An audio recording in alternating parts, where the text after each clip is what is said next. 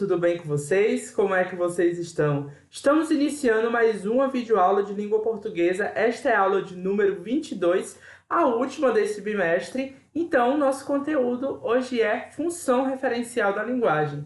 Esse conteúdo ele é um pouco complexo, por isso eu gostaria que vocês pegassem o seu caderno, anotassem tudo aquilo que vocês entenderam e aquilo que vocês não entenderam, para que você possa ir lá no Google Meet tirar a sua dúvida comigo. Então vamos lá começar a nossa aula.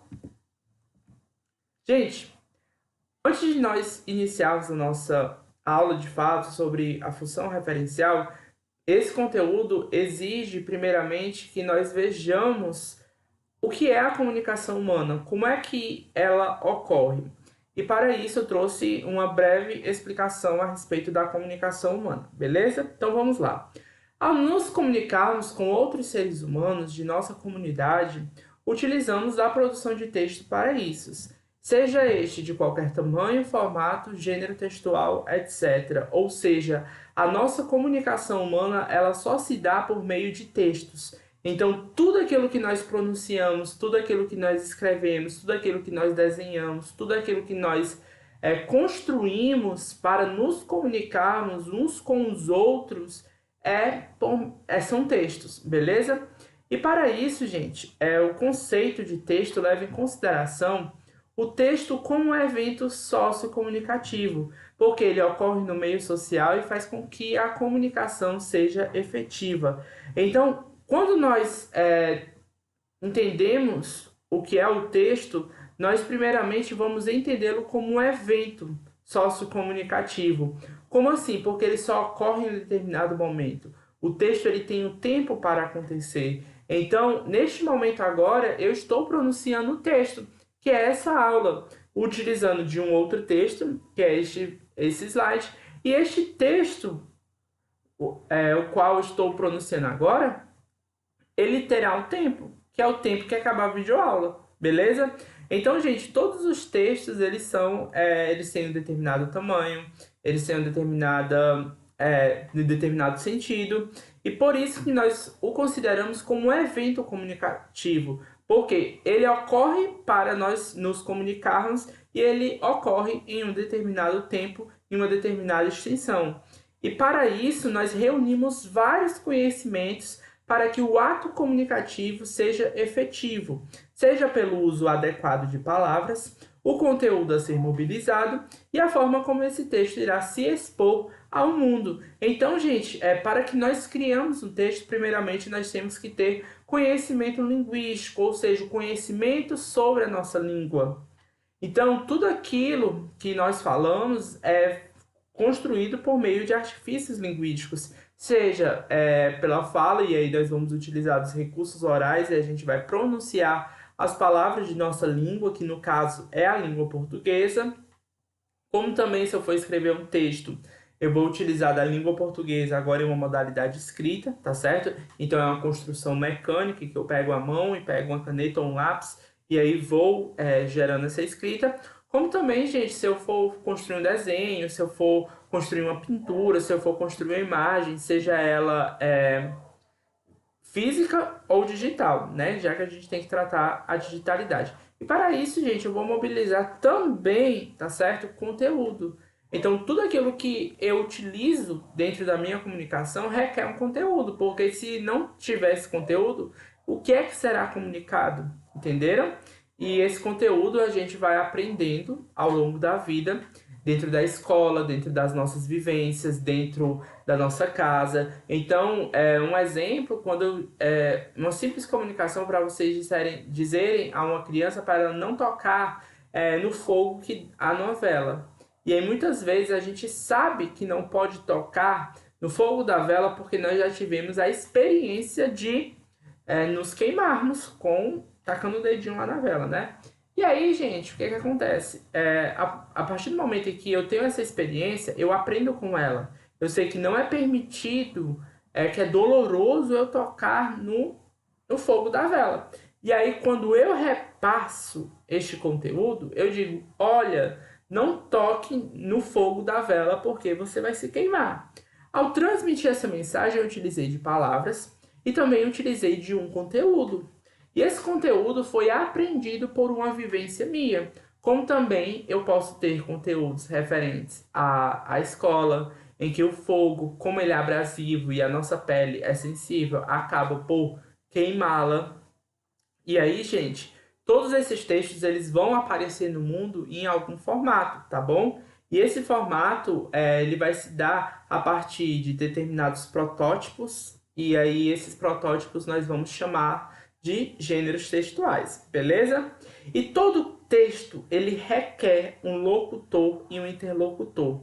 E é nessa interação entre esses participantes que o evento comunicativo ocorre.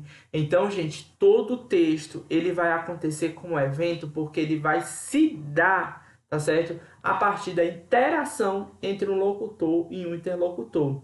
E a mensagem, tá certo? Que é transmitida entre esses seres vai ocasionando este evento e o texto ele vai surgindo nesse momento.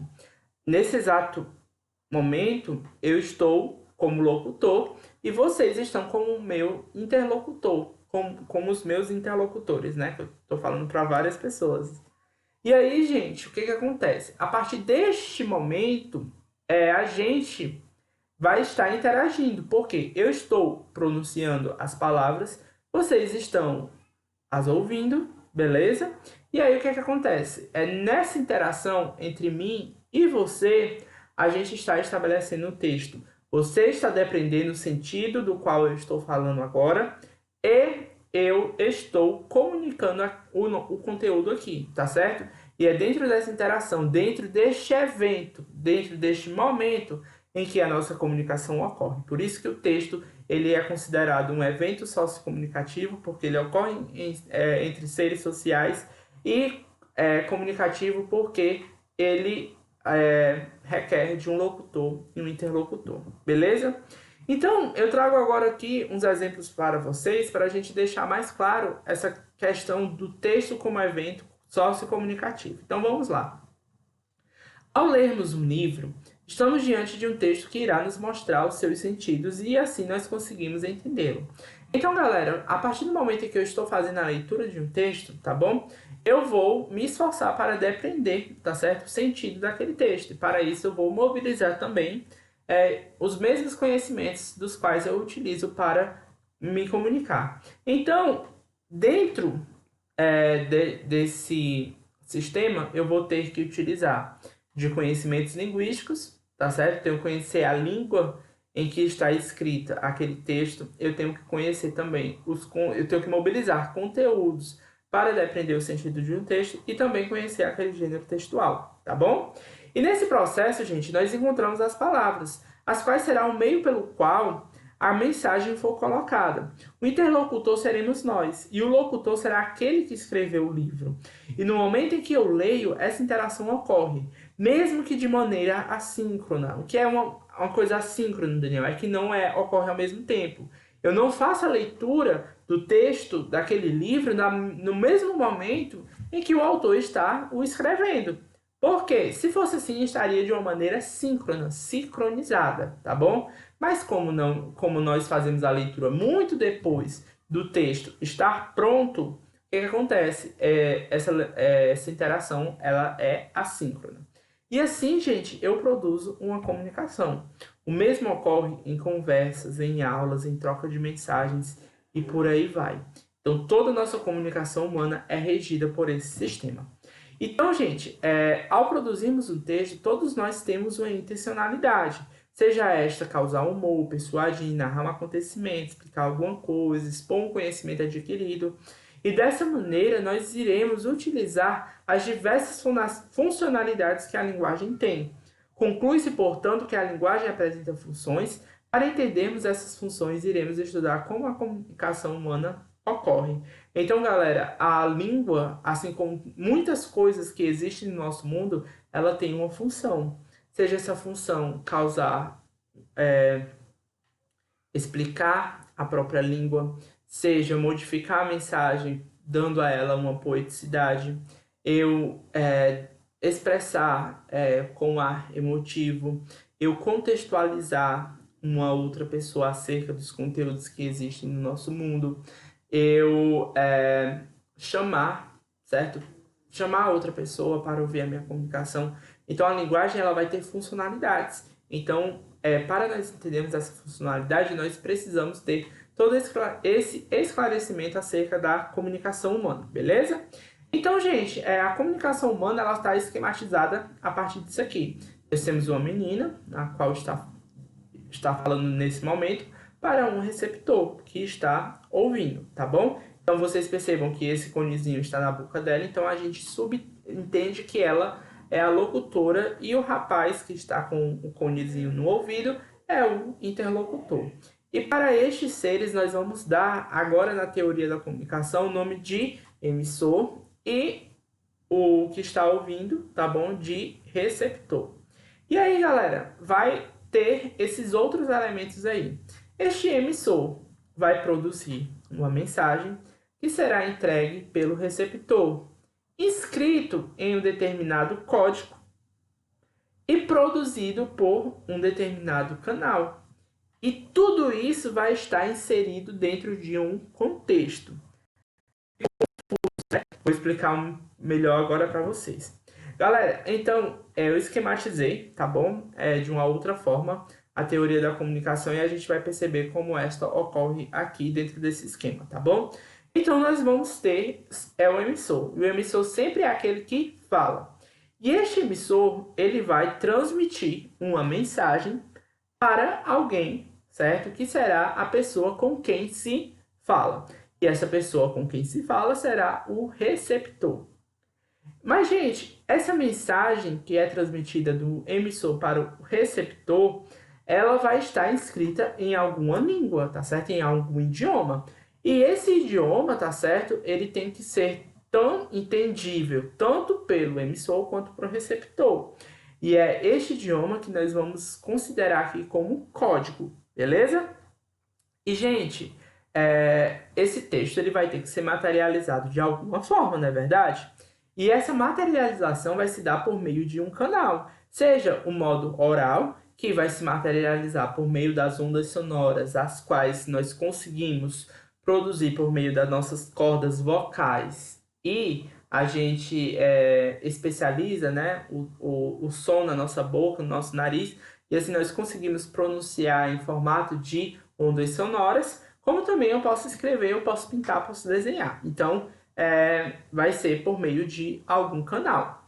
E, gente, tudo isso vai se dar em uma situação comunicativa. E essa situação comunicativa vai ser aquilo que nós vamos chamar de referente, tá bom? E o referente nada mais é do que, em outras palavras, o contexto de uma comunicação.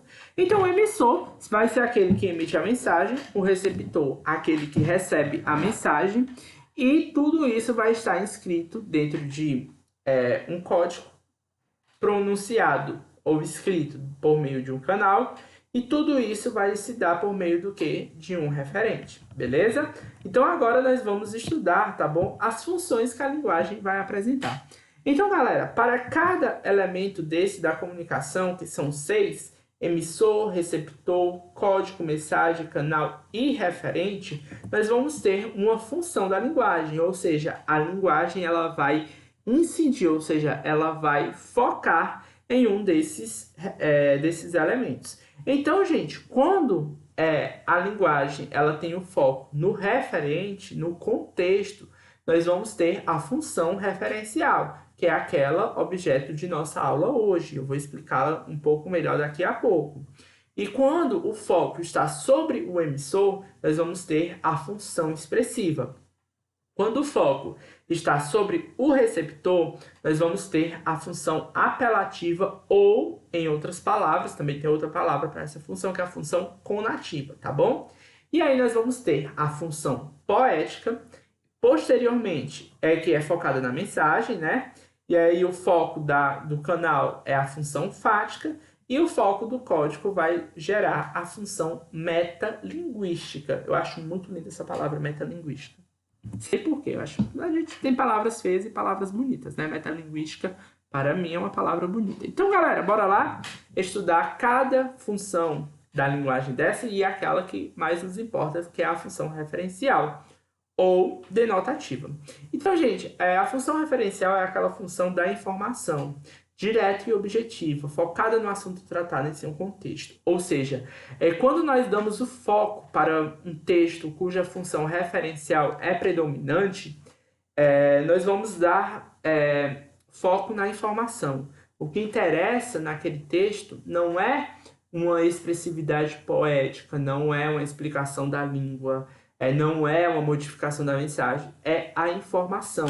Então, textos dissertativos, como os textos que a gente está estudando agora, né, que são os textos de divulgação científica, os textos técnicos, tá bom? Os textos instrucionais e os textos jornalísticos, todos eles vão ter o foco na informação, porque eles buscam informar. E para essa informação, a gente tem que criar um contexto, ou seja, dar determinadas informações. Então, gente, nós vamos ter também a função expressiva, tá bom? Ou emotiva da linguagem, e esta é focada no emissor. Então, o que acontece? No momento em que eu tenho uma função em que busca focar o meu emissor, tá bom? E o emissor vai ser o eu, sempre, tá bom? Então, sempre a mensagem do emissor vai ser na primeira pessoa. É subjetiva porque, como é em primeira pessoa, vai reunir elementos do pensamento do autor, não é verdade? E aí vai refletir as emoções, os sentimentos, e aí vai ter focos em pontuações como os 3 pontinhos, né, que são as reticências, e o ponto de exclamação. E a respeito disso, nós vamos ter os textos cuja função expressiva é maior, como as músicas, os depoimentos, os relatos e as poesias, né, que são os poemas. E aí, galera, nós vamos ter também a função apelativa, que essa é focada no receptor. O seu objetivo é influenciá-lo, convencê-lo, manipulá-lo. Então, galera, o que acontece? Quando eu tenho a minha linguagem voltada para o meu receptor, eu tenho um objetivo com isso, que é influenciá-lo, convencê-los a fazer alguma coisa. Então, a partir do momento em que eu utilizo de verbos no imperativo, e aí esses verbos no imperativo, como tem aqui na imagem, né? Beba Coca-Cola, bem gelado. Então, quando eu utilizo esse beba, eu estou influenciando o meu leitor, tá certo? O meu receptor da mensagem para beber a Coca-Cola, beleza? E dentro dos textos em que a função apelativa é predominante, nós vamos ter os textos de campanhas publicitárias e textos de campanhas políticas. E, gente, eu posso fazer transformações dentro da minha mensagem, né? Eu posso, por exemplo, dar essa aula em um formato de poema. Eu posso dar esta aula em formato de dança. Eu posso dar esta aula em formato de teatro. E a partir destas modificações que eu faço dentro da minha mensagem, que é o foco da função poética, eu vou estar trabalhando com esta função, tá bom? Então, a função poética se expressa na estrutura da mensagem, utilizando de criações, de ritmos, rimas, trocadilhos, tonalidades. E a exemplo disso, nós vamos ter as poesias e as campanhas publicitárias, né? Então, a gente vê aqui nessa imagem que essa imagem ela tem o quê? Um pêndulo, né?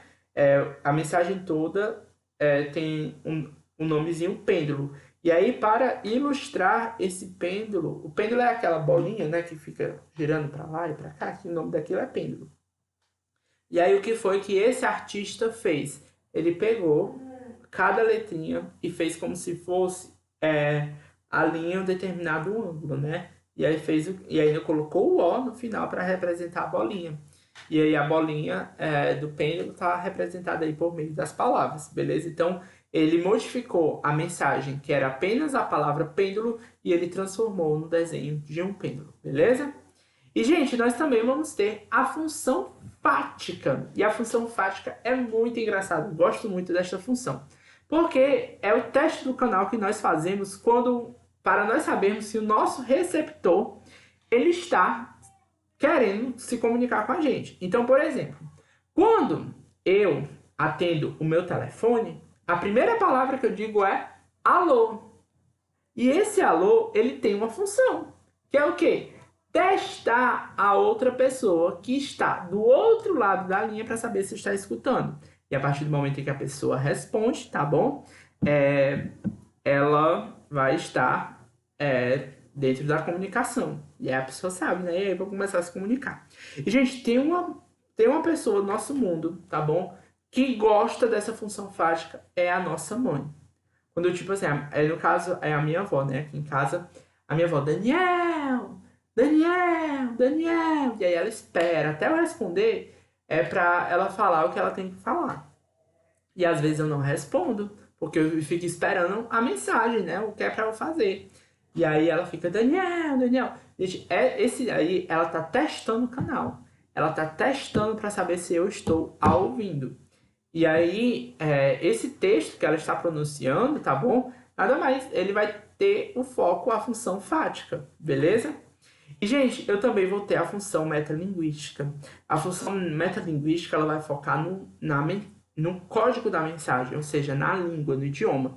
Então, quando eu utilizo a função metalinguística dentro dos nossos textos, é quando eu vou escrever algo sobre a minha língua. Então, os textos do dicionário, né, que são aqueles verbetes, cada palavra em sua explicação, eles vão ter o foco, a função metalinguística, porque a partir de uma linguagem, ele está explicando aquela linguagem. Então, as palavras que explicam as palavras. Como também, gente, nesse desenho aí, ó, que tem uma mão, né, que está sendo desenhada por uma outra mão. Então, é a mensagem que explica a mensagem, tá bom? Por isso que dizemos que a função metalinguística é essa mensagem sobre a mensagem. E aí nós vamos ter os textos sobre escrita. Então, por exemplo, se eu pegar um manual de como escrever e eu escrever isso dentro de um livro, o texto inteiro que estiver contido naquele livro vai ter uma função predominante, que é a função metalinguística, beleza? Como também os filmes sobre a indústria cinematográfica. E é importante ressaltar, gente, que em um texto pode apresentar várias funções. Entretanto, uma será dominante em relação às outras, beleza? Então, galera, como nós estamos estudando a função referencial da linguagem como foco aqui, eu trouxe para vocês um texto de divulgação científica sobre astronomia. Por que é um texto de divulgação científica? Porque, de algum modo, vai divulgar algum aspecto da ciência, tá bom? E aí, esse pensamento ele foi construído de modo científico, por meio de pesquisas, por meio de testes, por meio de experimentos, e aí vai gerar um texto de divulgação científica, que é aquele que nós estamos estudando neste capítulo agora, tá? Então, esse texto, o título é Astronomia, o ato de olhar para o céu e para o céu fez chover teorias científicas. Então, vamos ver o que é que esse texto diz. Olhar o céu é um hábito tão antigo que se mistura com a própria evolução do homem. Da observação das estrelas e planetas surge a mais antiga entre todas as ciências, a astronomia, que em grego a palavra significa lei das estrelas. Graças a ela, desenvolveram-se muitas das teorias que conhecemos. Alguns exemplos? Omar Khayyam compilou as tabelas astronômicas e desenhou um calendário, que se aproxima bastante daquele que usamos para contar os dias, meses e anos. O árabe Al-Kunjandi compilou uma lista de latitudes e longitudes das principais cidades antigas, possibilitando criar mapas e assim impulsionar a navegação. Aristarcos determinou o tamanho dos planetas e sua distância em relação à Terra. Foi somente com Galileu Galilei, porém, que os astrônomos puderam ter acesso ao seu instrumento máximo, o telescópio. Através da geringonça, criada em 1610, os homens conseguiram aumentar o poder dos olhos humanos. Galileu viu crateras e montanhas na Lua, luas em torno de Júpiter, orelhas em Saturno. Pôs fim à teoria de que a Terra era o centro do universo, como acreditava a Igreja Católica. Por isso acabou processado e preso. Mas era tarde demais. Suas ideias transformaram o mundo e revolucionaram a astronomia. Gostaram do texto? Vocês sabiam disso? Que o simples olhar para o céu fez com que uma ciência surgisse no nosso mundo e nós a conhecemos como astronomia, beleza? Então, galera, por que o texto acima, tá certo? Esse texto que a gente acabou de ler, tem como função predominante a referencial, porque ele informa sobre o desenvolvimento da astronomia. Ou seja, ele está nos contextualizando acerca dessa ciência. Então, quando nós encontramos um texto de caráter informativo como este, nós vamos ter a função referencial predominante, beleza? Isso é construído por meio de um contexto, isto é, elementos que colaboram para o sentido dos textos. Então, para o autor criar essa ideia de que a astronomia, tá certo? Ela foi criada a partir da observação do céu, tudo isso foi dado por meio de um contexto. Então, ele foi atrás dos astrônomos e das suas descobertas até ele chegar no mais famoso, que é o Galilei.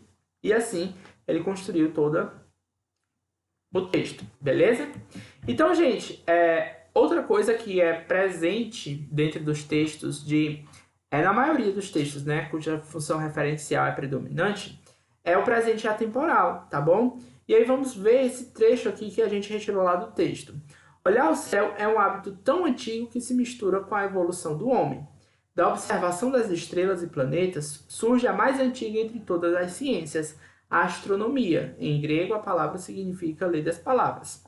Ao observar esse texto, percebemos que o verbo surgir aparece no presente do indicativo, né? Ali, da observação das estrelas e planetas surge a mais antiga de todas as ciências. Então, por que está no presente do indicativo? Eu surjo, tu surges, ele ou ela surge. Então, tá ali a forma, né? E aí, gente, tá no presente do indicativo. Mesmo que este esteja construindo o sentido de algo que apareceu no passado, a astronomia. Então, vocês percebam que o verbo está no presente, mas fala de algo que está no passado. Isso aconteceu, gente, porque o verbo está no presente que denota uma atemporalidade, isto é, não se sabe quando isso ocorreu.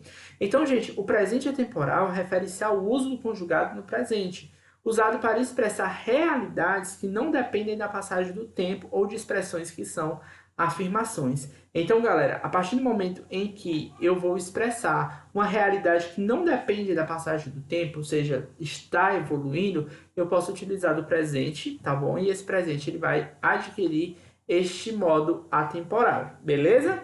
Então, galera, essa foi a aula de hoje. As atividades estão lá na página 88, questões 25 e 26, e nas páginas 89 e 90, questões 27 e 28. Um grande beijo, se cuidem, até a próxima aula. Tchau, tchau!